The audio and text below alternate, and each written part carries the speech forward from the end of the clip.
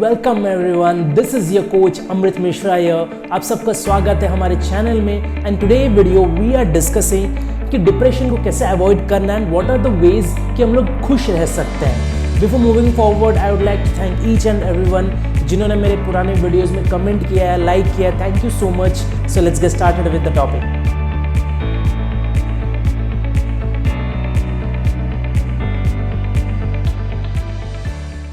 जब से लॉकडाउन हुआ है, people are getting more and more depressed and the depression cases are increasing in India day by day. And what is a major reason कि इतने सारे लोग depressed हैं, खुश नहीं है, and they are not enjoying their life even though उनके life में सब चीज़ अवेलेबल है वहाँ पे। So what is the root cause? ना जो भी मैं अपने वीडियोज़ में इंफॉर्मेशन शेयर करता हूँ, this is as per the experience of helping so many people since last 5 years। So we need to understand कि ये जो डिप्रेशन है उसका रूट कॉज क्या है। यदि हम लोग रूट कॉज को फाइंड आउट करते हैं, देन मे बी उसका हम लोग राइट सॉल्यूशन निकाल सकते हैं। Then may be we can tell और टीच पीपल एक सही तरीके से कैसे वो डिप्रेशन को अवॉइड कर सकते हैं। So let's understand the root cause. Major reason of depression, what I feel after doing study on my lot of my friends and colleagues, I came to the conclusion that major जो कारण है is that they are doing things जो उनको पसंद नहीं है, and the second जो उनको पसंद है वो करने के लिए उनके पास टाइम नहीं है।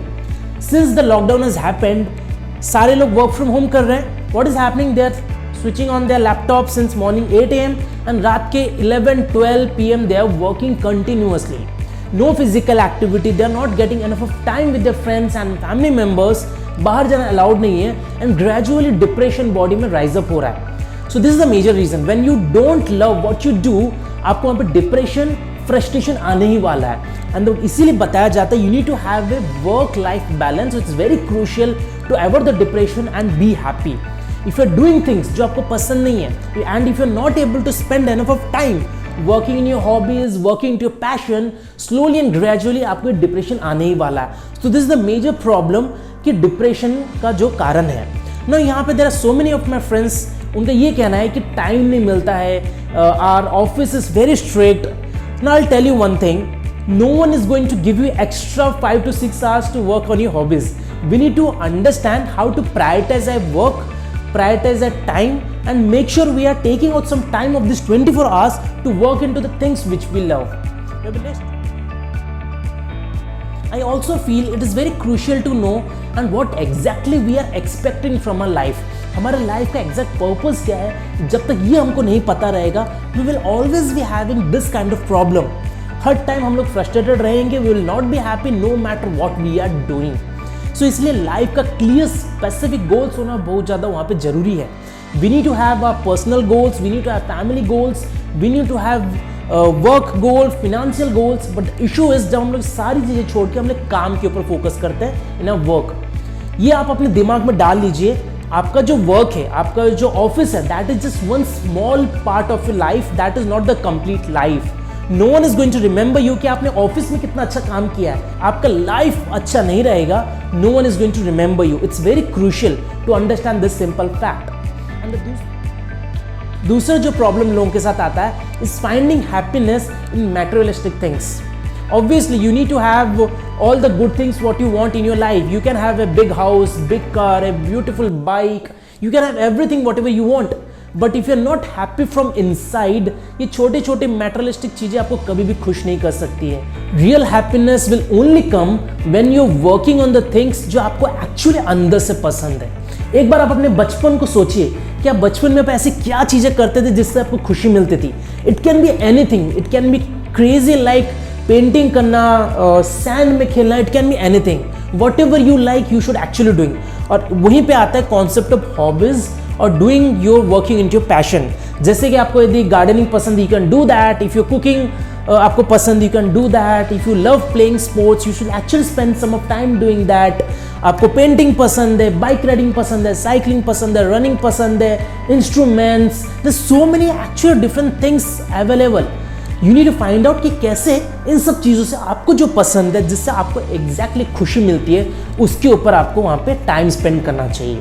What I do is in the morning when I wake up around 5 AM, पहले मॉर्निंग का सुबह 1 से 2 घंटा I don't see my WhatsApp और इंस्टाग्राम और into any of the social media. The first thing second what I do is I spend 15 to 20 minutes reading some or other books जो मुझे पसंद है वहाँ पे.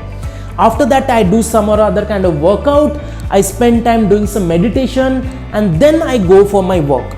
This is the schedule मैंने अपने लिए बनाया कि सुबह का 2 घंटा मैं अपने लिए वहाँ पे काम करता हूँ. इसीलिए I do reading, I do my yoga, pranayam, exercise, I focus on my breakfast and then I start my day. So if you're focusing on the things what you love, then आप अपने आप को खुश रख सकते हैं और आप डिप्रेशन में नहीं जाएंगे. There is very good saying that we are average of 5 people we are spending time with. यानी हम जैसे लोगों के साथ रहते हैं उस टाइप का हमारा एटीट्यूड, उस तरीके का हमारा नेचर वहाँ पे हो जाता है. And that is actually true. यदि हम लोग ऐसे लोगों के सराउंडिंग में हैं who are always cribbing, who are always crying, who are always complaining about every small thing in their life, जो हर टाइम रोते रहते हैं, कंप्लेन करते हैं, चाहे कितना भी अच्छे उनके लाइफ में हो, बट वो लोग हमेशा गलतियां निकालते रहते हैं, वैसे लोगों के साथ रहने में द प्रॉब्लम इज आपका नेचर, आपका एटीट्यूड भी वैसे ही होने वाला है. And there is a concept of energy. जब भी हम लोग कोई नेगेटिव चीज़ों को फोकस करते हैं, हमारे अंदर से नेगेटिव फ्रीक्वेंसी निकलती है which is damaging the environment as well as जो हमारे आसपास सराउंडिंग में लोग रहते हैं. सो इसीलिए ट्राई करिए कि आपके चारों तरफ जो लोग हैं they are happy and positive. There is a very good story regarding seeds. Seed is having a power to create a forest, but that is only possible that seed यानी जो बीज है प्रॉपर सैंड, मिट्टी, sunlight, water में वहाँ पे उसको मिले. But if that same seed is placed on a desert, वहाँ पे कुछ भी नहीं होने वाला. The same way is a life, the same way is a mind. हम लोग जैसे लोगों के साथ रहते हैं that affects our life, that effects our thinking, that effects our personality, that effects our attitude also. If we are always continuously surrounded ourselves with people who are spending lot of their time watching all the negative things, जैसे आप बहुत ज़्यादा time spend कर रहे हैं big boss देखने में, negative news देखने में, सबके बारे में कंप्लेन करने में, तो वैसे लोगों के सराउंडिंग में रह के वहाँ पे फ्रस्ट्रेशन आने ही वाला है.